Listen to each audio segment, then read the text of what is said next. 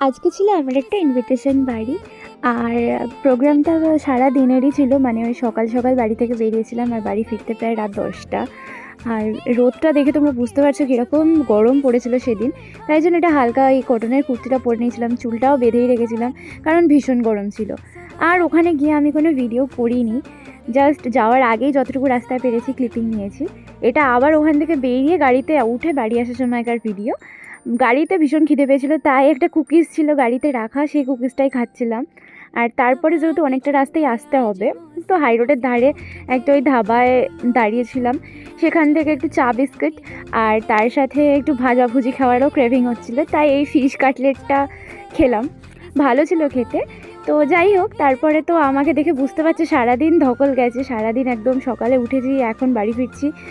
তো এই তো বাড়ির সামনাসামনি এসে গেলাম। আজকের ব্লগটা এইটুকুই রাখলাম, চলো টাটা সবাইকে।